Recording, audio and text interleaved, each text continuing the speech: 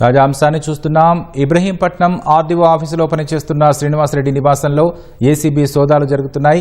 గతంలో ఆయన మహేశ్వరం తహసీల్దార్గా పనిచేశారు. ఇక మరిన్ని వివరాలు మా ప్రతినిధి శ్రీనివాస్ రెడ్డి తెలుసుకుందాం. శ్రీనివాస్ చెప్పండి, శ్రీనివాసరెడ్డి ఇళ్లలో ఏసీబీ సోదాలకు సంబంధించి తాజా సమాచారం ఏంటి? తహసీల్దార్ శ్రీనివాసరెడ్డి నివాసంతో పాటుగా ఆయన బంధువులు, కుటుంబ సభ్యులు ఇళ్లలోని ఏసీబీ ఈ ఉదయం నుంచి సోదాలు నిర్వహిస్తోంది. ఆదాయానికి మించి ఆస్తుల ఆరోపణలతో సోదాలు కొనసాగుతున్నాయి. మొత్తంగా అయితే 15 చోట్ల ఏకకాలంలో ఏసీబీ అధికారులు బృందాలుగా విడిపోయి సోదాలు కొనసాగిస్తున్నారు.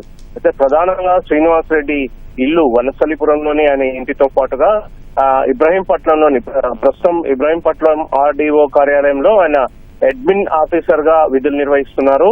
గతంలో ఆయన మహేశ్వరం తహసీల్దార్ గా కూడా పనిచేశారు. అయితే ఆయన కార్యాలయంలో కూడా ఏసీబీ అధికారులు ఈ సోదాలు కొనసాగిస్తున్నారు.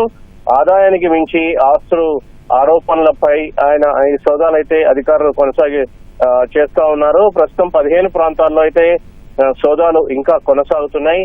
చూడాలి మరి ఏ స్థాయిలో ఆయన ఆదాయానికి మించి ఆస్తులు కూడబెట్టారనేది ఇంకా తేలాల్సి ఉంది. అధికారుల సోదాల్లో ఇప్పటికే కొన్ని ఆస్తులకు సంబంధించిన కీలకమైన దస్త్రాలను స్వాధీనం చేసుకున్నారు. అదేవిధంగా కొన్ని బ్యాంకు లాకర్లు కూడా ఉన్నట్లు గుర్తించారు. ప్రస్తుతం అయితే డిఎస్పీ ఆనంద్ ఆధ్వర్యంలో సోదాలు కొనసాగిస్తున్నారు. ఇంకా సోదాలు కొనసాగాక పూర్తి స్థాయిలో స్పష్టత వచ్చే అవకాశం ఉంది. ఇందుకు సంబంధించి ఏసీబీ అధికారులు ఒక ప్రకటన కూడా విడుదల చేసే అవకాశం ఉంది. సోదాలు అయితే సాయంత్రం వరకు కూడా కొనసాగే అవకాశం ఉన్నట్లు తెలుస్తోంది. సోదాలు ముగిశాక ఏసీబీ అధికారులు తహసీల్దార్ శ్రీనివాసరెడ్డిని అరెస్ట్ చేసి ఆ తర్వాత ఏసీబీ ప్రత్యేక కోర్టులో హాజరుపరిచే అవకాశం ఉంది. రైట్, ధన్యవాదాలు శ్రీనివాస్.